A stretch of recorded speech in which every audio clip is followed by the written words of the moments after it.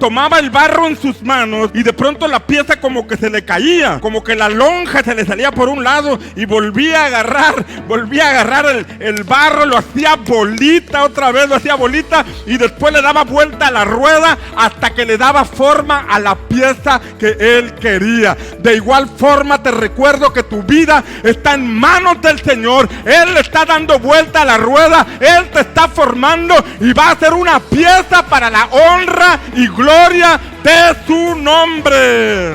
¿Cómo logró David el cambio? ¿Cómo es que de 3 características irrelevantes, porque los ojos, el color de piel y el parecido, fueron cambiadas esas características por 7? 7 que él no presumía, sino que alguien daba testimonio de él. La gente decía eso de él. Ese cambio, ¿cómo lo logró? Vamos a ver 3 cosas que debemos tomar en cuenta si queremos llegar a ser. Estamos hablando del tema ser. Ser antes de hacer. Necesitamos ser. En primer lugar, vemos el elemento de la unción. La unción. Dios le dijo a Samuel cuando vio a David: úngele, porque este es. Y enseguida tomó el cuerno del aceite, dio a David. Tenía David con su cuerno, un cuerno de un animal sacrificado, y estaba lleno de aceite, porque fue enviado a una casa para ungir a ese muchacho. Y esa casa puede representar una casa espiritual, puede representar una casa familiar, donde Samuel, que representa al Espíritu Santo, anda con el cuerno en la mano buscando a quien ungir, buscando a un hombre o una mujer queriendo ser diferente, queriendo trascender. Un hombre o una mujer que sepa que su vida en manos de Dios es la que marca la diferencia. Y cuando el Señor encuentra a una persona así, entonces Él derrama de su aceite. Antes de David pasaron 7 hermanos mayores de David. Seguramente decían: yo merengues. Yo soy el ungido del Señor, sí, yo soy el más grande, yo tengo experiencia en la espada, en el escudo, en la guerra, yo sé leer la palabra, sé compartir, yo tengo dones espirituales. Y empiezan a dar su currículum y el Señor dice: no, eso no, porque la gracia para hablar yo te la di, los dones yo te los di, pero la voluntad de buscarme, eso es lo que determina la diferencia entre unos y otros. El corazón dispuesto a buscar al Señor es lo que marca la diferencia entre unos y otros. La figura del aceite cayendo sobre David es símbolo del Espíritu Santo viniendo a su vida, porque la Escritura claramente dice que después de ungirlo, el Espíritu Santo vino sobre él desde ese momento en adelante. Habla de un cambio en la vida de David a causa no del aceite derramado, sino de lo que venía detrás de ese aceite, que era la presencia del Espíritu de Dios. Esa es la clave de la unción. La diferencia entre una y otra descripción que vemos acerca de David en el capítulo 16 fue por causa de la unción del Espíritu Santo. Esa es la diferencia. Hay un hombre llamado Peter Wagner. Peter Wagner es un escritor evangélico, un escritor muy prolífico, un teólogo, un hombre de Dios. Y este hombre hace algún tiempo escribió un libro llamado Cuidado, ahí vienen los pentecostales, así se llama el libro. Y él lo empezó a escribir en un contexto histórico, en un contexto no pentecostal, para en cierta forma tratar de exhibir a los pentecostales. Pentecostales son los que creemos que el mismo derramamiento del Espíritu Santo que ocurrió el día de Pentecostés, narrado en Hechos 2, ocurre hoy en día. La llenura del Espíritu Santo con la evidencia de hablar en otras lenguas. Creemos en la sanidad de enfermos, en la liberación de oprimidos, creemos en la restauración, creemos en el poder y la manifestación del Espíritu Santo, creemos en eso. Y este escritor empezó a hacer un análisis entre una iglesia y otra. La iglesia que no creía en las manifestaciones del Espíritu Santo y la iglesia que sí creía. La iglesia de 1900 para acá. Y cuando llegó al final de su estudio se dio cuenta que la iglesia pentecostal había avanzado más rápido y había tenido más resultados que todo lo que había hecho la iglesia anterior, la iglesia histórica. La iglesia que no cree en el bautismo del Espíritu Santo. Y cuando buscaba la razón por la que la iglesia pentecostal o la iglesia de 1900 para acá se aceleraba y multiplicaba las iglesias más rápido, llegó a la conclusión que era por la manifestación del Espíritu Santo. Es decir, un creyente puede tener intenciones de hacer algo. Un creyente puede tener intenciones de cambiar.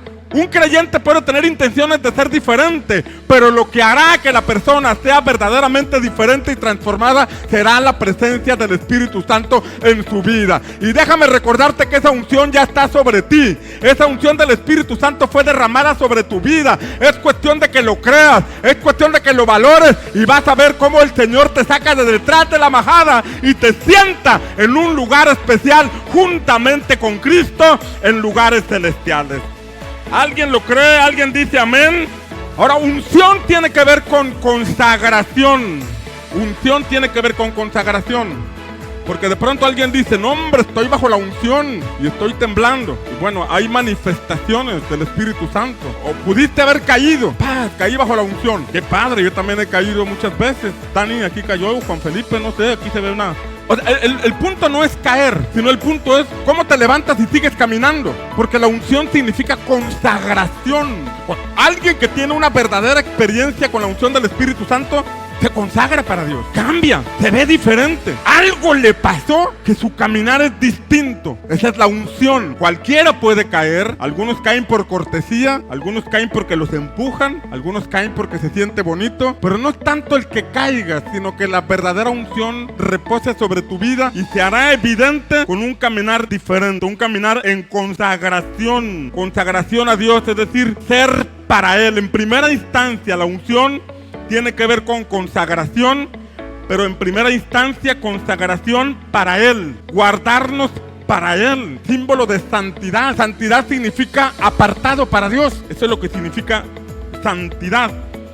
Es como el niño consagrado a la música, que se abstiene de perder el tiempo porque sabe a dónde quiere llegar. Por ejemplo, Mozart, un famoso pianista, un famoso músico, que estaba leyendo que a sus 3 años, Mozart a los 3 años ya tocaba el teclado, a los 3 años. A los 5 años compuso unas pequeñas obras para teatro, y a los 7 años ya había compuesto una sinfonía. A sus 7 años, tremendo, ¿no? Pero los papás vieron que él tenía esa capacidad y favorecieron su crecimiento.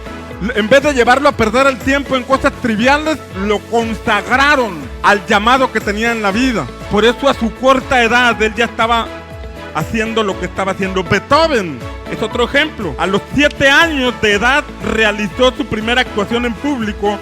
A los 11 años publicó su primera composición y permaneció como músico hasta que murió en 1827. Beethoven, él no escuchaba bien, pero componía. Así me dicen a veces, Beethoven no oye, pero compone, ¿eh?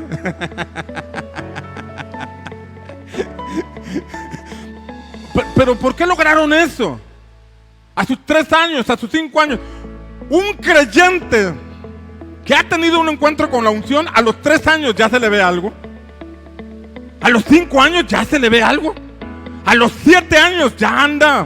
¿Cuál es la diferencia? ¿El tiempo en la iglesia o la unción?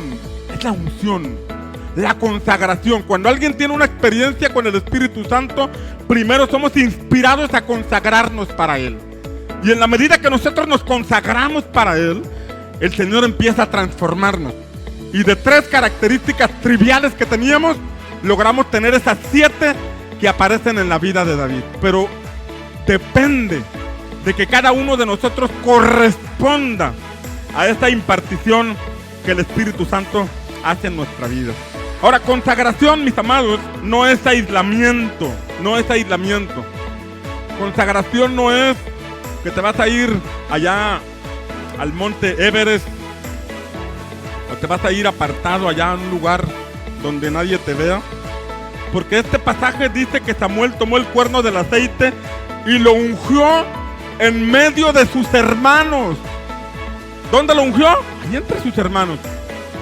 En medio de un ambiente difícil en casa, donde hasta su padre lo rechazaba.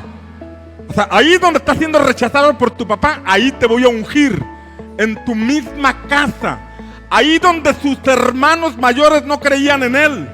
Como cuando David llegó a la batalla, ¿no? Con las tortas y los quesos.